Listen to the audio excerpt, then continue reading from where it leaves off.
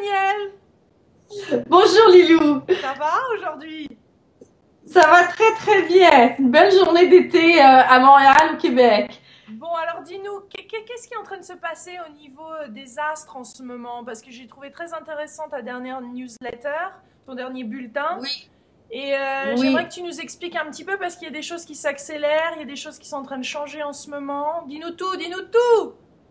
c'est incroyable. Écoute, en présentant ce bulletin spécial, je l'ai appelé été-automne 2010, j'ai précisé et j'ai pas hésité à prendre le mot historique parce qu'effectivement, il y a des aspects, il y a des configurations planétaires dans le ciel de l'été 2010. Tous les astrologues les ont vus, sont unanimes. C'est historique. Là, évidemment, c'est ici, c'est au niveau de comment nous on les interprète hein, par le biais de l'astrologie intuitive. C'est bon, on va commencer avec l'été, hein, parce que là on est encore quand même dans l'été.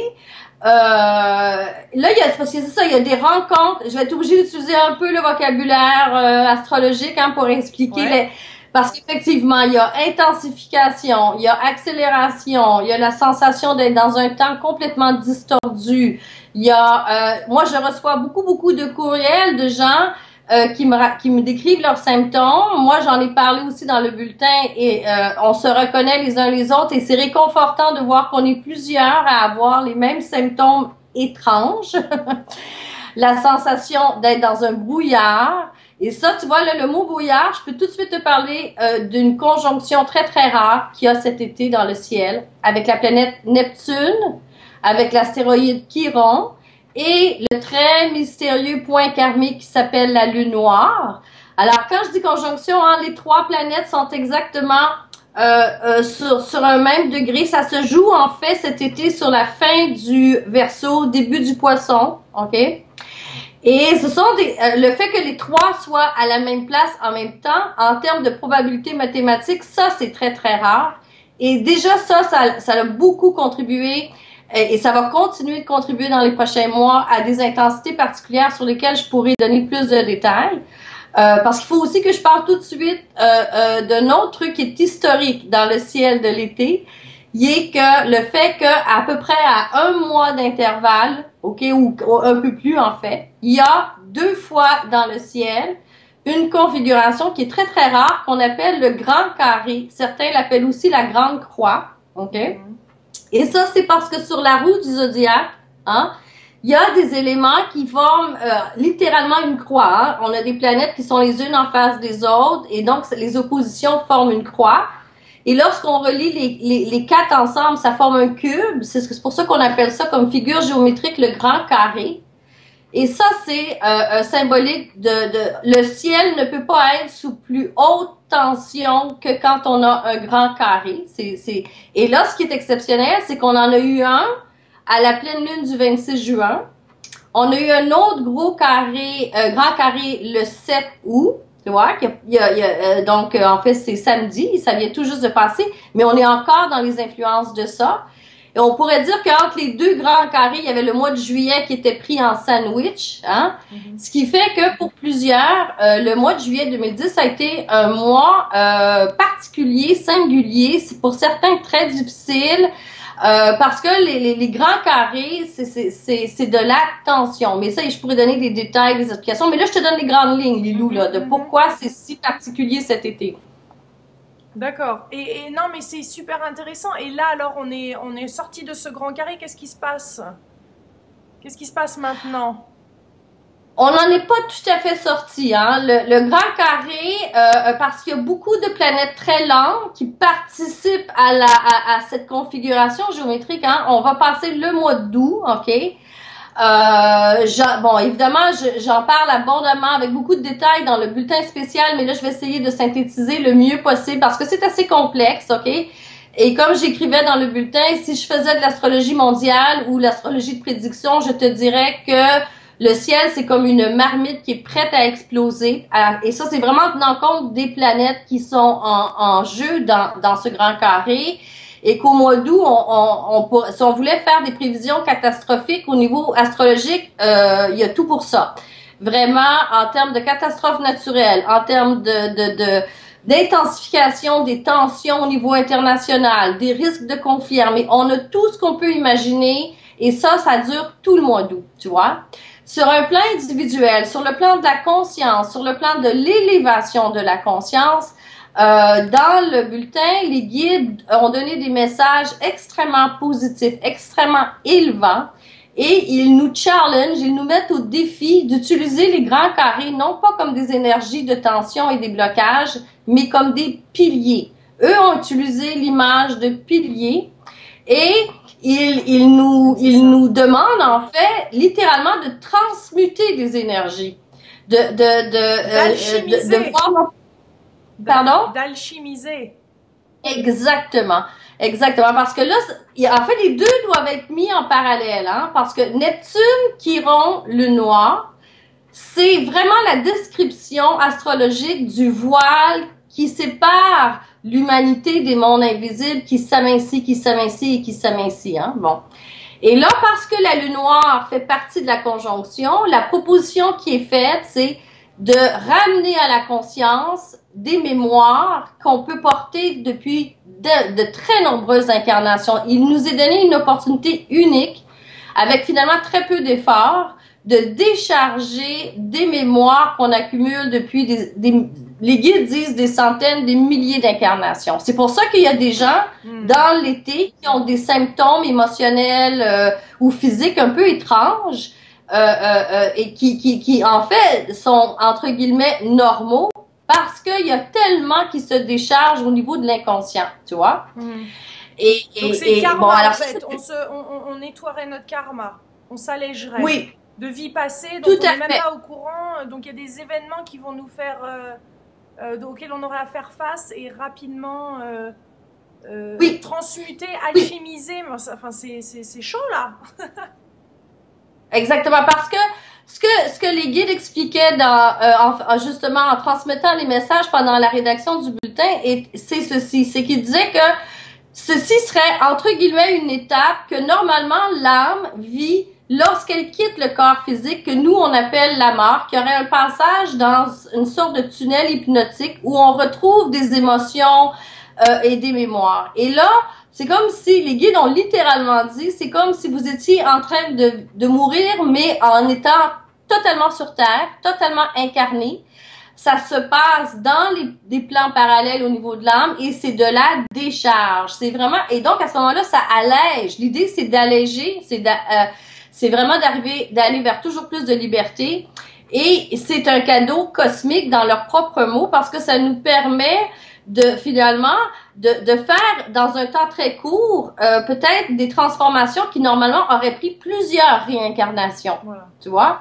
Puis effectivement, dans nos vies quotidiennes, ça peut des fois donner l'impression de certaines journées où tout va très très très vite. Il y a des densités émotionnelles qu'on a l'impression d'avoir vécues 4 journées dans une journée. D'autres fois, on peut avoir l'impression que tout est immobilisé. C'est très fluctuant. Hein, c'est très et ça, c'est tout à fait cette combinaison Neptune, je le répète, le noir et Chiron. Chiron, hein, c'est un astéroïde qui parle de guérison, tu vois. Et c'est très porteur pour les énergies de l'ère du Verseau. Et là, on revient au grand carré. Là, c'est dans les grands carrés qu'arrive l'élément de transmutation, tu vois, qui est par la capacité d'accueil, hein, d'acceptation, de contemplation, de non-jugement finalement, de voir ce qui est là, tu vois, et de lui permettre transmuter. Ça veut pas dire je vois ça de moi, je le rejette. Non. Transmuter, ça veut dire je transforme cette énergie-là en l'élevant. Finalement, c'est notre capacité à être en accueil avec soi-même. Donc plus dans l'observation en fait, plus étant observer ce qui est en train de se passer. Enfin, quels sont les outils selon les guides, comment justement transmuter toute cette énergie? Beaucoup. Ils ont insisté sur l'importance en ce moment de renouveler chaque matin au réveil un engagement avec soi-même, tu vois, que le flambeau qui porte notre journée, c'est d'être en connexion avec l'âme, d'écouter l'âme, d'être à l'affût de ce processus qui est qui est une immense opportunité de libération comme il y en a très, très rarement sur Terre au niveau des rencontres astrologiques dont je parle, tu vois. Donc, il y a cette conscience dans la façon de démarrer la journée, tu vois. Ils accordent beaucoup ils ont insisté sur ça. Ils ont aussi insisté sur de faire des pauses, tu vois, très consciemment, là, de choisir ne serait-ce que quelques minutes dans une journée, de faire des pauses. Et là, eux, peu importe le mot qu'on y met, invocation, affirmation, prière, visualisation, pouvoir de manifestation. Mais dans cette pause, tu vois, de toujours revenir à cette idée que on choisit, parce qu'il y a aussi tout un long passage dans le bulletin sur ce à quoi on doit mourir au niveau des valeurs de l'ère du poisson.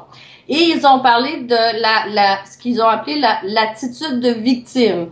Hein, et ils ont beaucoup communiqué pour nous remettre dans le pouvoir par le choix. Donc, dans les outils, il y a, en fait, c'est être présent. Hein, c'est comme de rester présent. Ouais. Mais ils ont dit que c'était vraiment une période où c'était essentiel d'avoir des pratiques, ce qu'eux appellent des pratiques, hein, de revenir à soi-même, prendre le temps de ça à tous les jours, tous les jours, avec aussi, comme je t'ai dit, l'importance de ce qu'on place dès le réveil le matin. Ouais, parce que ça fait remonter plein de peurs, tout ça, obligatoirement. Des peurs Oui, dont on a, voilà, des peurs qu'on pensait être parties et qui tout à ressurgissent. fait. C'est très Tout déstabilisant à au niveau de la personnalité, du moins. Ben écoute, je vais faire volontairement un petit partage personnel parce que je l'ai fait en début de bulletin pour en voyant bien que souvent c'est parents le plus personnel qu'on rejoint le plus l'universel. Mais moi, le mois de juillet 2010, j'ai pas souvenir d'avoir été dans une perte de contrôle aussi difficile depuis des années et des années et des années. Il y a rien que je connais qui ne fonctionnait. Tous les outils dont j'avais la sensation d'avoir la maîtrise parce qu'ils sont intégrés dans ma vie depuis des années, dans le mois de juillet, j'étais, excuse-moi l'expression, mais comme une zombie. J'ai traversé le mois de juillet sans rien voir, à essayer de venir à l'ordinateur travailler sur la rédaction du bulletin. Rien ne fonctionnait. Les guides étaient partis en vacances, quoi? Ils sont français, ces guides-là? Ils prennent 2 mois de vacances, eux aussi? Non, parce que justement, les planètes sont tellement pas en vacances, tu vois. Ça m'a pris du temps. D'abord, ce que j'ai senti, c'est que je devais transformer ma façon de communiquer les messages des planètes. Et ça a vraiment été pour moi une mise à genoux. Je l'ai appelé comme ça, là, parce qu'il n'y a rien au niveau de ma volonté, de ma capacité d'agir. Je pouvais pas dire, je fais tel horaire de travail, je le respecte. Et alors, c'était pas quelques heures, là, tu sais, ça a été 4 semaines comme ça. Moi, je l'ai intégré pour moi-même, en tout cas, comme une très belle et bénéfique leçon d'humilité. C'est-à-dire que j'étais à genoux devant le cosmos et les messages n'ont pu rentrer seulement quand j'ai totalement lâché prise et que j'ai été dans une attitude, je dirais, plus désintéressée. Je sais pas comment dire ça, plus passive, oui, détachée. enfin, Oui, ça viendra quand ça viendra. Exactement. Et vraiment, et là, tranquillement, j'ai vu aussi que, en fait, bon, comme c'est souvent le cas, c'est comme si moi je portais les planètes, hein. J'ai toujours l'impression que je suis enceinte des planètes, puis qu'à un moment donné, je vais accoucher d'un message, tu sais. Et là, je l'ai vécu avec une intensité foudroyante. Mais par ailleurs, aussitôt que les gens ont lu le bulletin, j'ai reçu beaucoup de courriels de gens qui me disent, de partout en Europe, partout, qui me disaient, ça a été la même chose pour moi, ça a été la même chose pour moi, tu sais. Donc, il y a vraiment ce nettoyage, hein. Ce nettoyage a l'air possible quand même en grande partie par une certaine authenticité et une volonté de vouloir dire sa propre vérité, parce que pour toi comme pour d'autres enseignants, enfin je veux dire c'est difficile d'arriver à un point où d'avoir cette humilité de dire bah non. Ben là, j'étais devant, il n'y avait rien qui fonctionnait. Ben oui, mais c'est comme ça, c'est ça qui nous rapproche aussi, c'est ça qui nous réouvre. Oui, oui, et moi, je vois que c'est comme s'il y avait, t'as parlé de peur tantôt. Tu vois, ça, je trouve ça très intéressant, Lilou, parce que justement, ça nous ramène à ce point karmique mystérieux qu'on appelle la lune noire, qui est très, très active aussi, et que j'ai réalisé aussi que cette conjonction-là, c'est comme si elle affectait tout le monde, indépendamment si ça touchait quelque chose du thème natal de la personne. Tu vois, ça c'est très nouveau, ça fait très multidimensionnel comme façon que les planètes peuvent aussi se rayonner. Et la lune noire, j'en ai parlé dans le bulletin, j'ai référé en fait aux explications, comment Carl Jung, le psychanalyste suisse, a défini l'ombre. Hein? C'est vraiment, ça ramène à la surface de notre être des sentiments, des émotions qu'on sait même pas qu'elles sont là, tu vois. Comment je pourrais dire, et dans les outils des guides, pour revenir à ta question que tu as plus tôt, c'est vraiment tout simplement de le voir. Tu parles d'authenticité, hein. C'est comme une transparence. De mettre la lumière dessus, oui. En fait. Absolument, c'est tout. À partir de là, c'est par cette acceptation, cet accueil, sans jugement, automatiquement la transmutation a lieu. Mais bon, il y a comme moi, je crois qu'en juillet, j'étais devant des niveaux de résistance très très profonds qui venaient de très très loin et très tenaces, et ça m'a mis à genoux. Mais c'était très bénéfique. Non mais très beau, très belle image. En tous les cas, très belle. Ouais. Alors, oui. Est-ce qu'il y aurait un dernier petite chose ou un petit message que tu aimerais nous faire passer? Oui, absolument. C'est un message d'espoir pour l'automne. C'est aussi comme ça qu'on a terminé le bulletin spécial en nommant quand même une série. Bon, à partir de septembre, tranquillement, le carré se défait un peu, hein. Alors là, on va voir qu'on va avoir un enthousiasme renouvelé, on va avoir une confiance renouvelée, on va avoir une clarté plus grande. Donc, vraiment, pour moi, septembre, octobre et novembre 2010 sont des très beaux mois pour agir. D'ailleurs, les guides ont demandé d'être très déterminés, très efficaces et de plonger dans cette action parce que le titre du bulletin, c'est les piliers du nouveau monde, et ils nous demandent de participer à bâtir ce nouveau monde dans l'action. Mais vraiment, ça, c'est l'atmosphère de l'automne, tu vois. Donc là, il y a quelque chose qui est un peu comme étouffant dans l'atmosphère de l'été 2010, mais ce qui était beau, c'était de voir qu'il y a un chemin qui s'ouvrait pour l'automne 2010. Il y a encore des petites surprises astrologiques sur fin novembre-décembre, là. Oui. Moi, je crois que la Terre a évidemment pas fini de bouger. Ça sera à voir cet automne. Mais pour nous, au niveau de nos ressentis intérieurs, c'est beaucoup plus léger, là.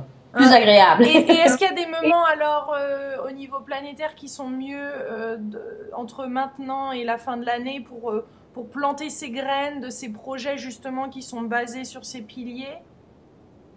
Oui, certainement. Moi, je dirais d'attendre que la planète Pluton, qui est une planète très lourde et qui est très impliquée dans la lourdeur du grand carré dont j'ai parlé plus tôt, Pluton est dans un mouvement rétrograde, ce qui n'est pas le plus facile. Il redevient direct le 14 septembre, tu vois.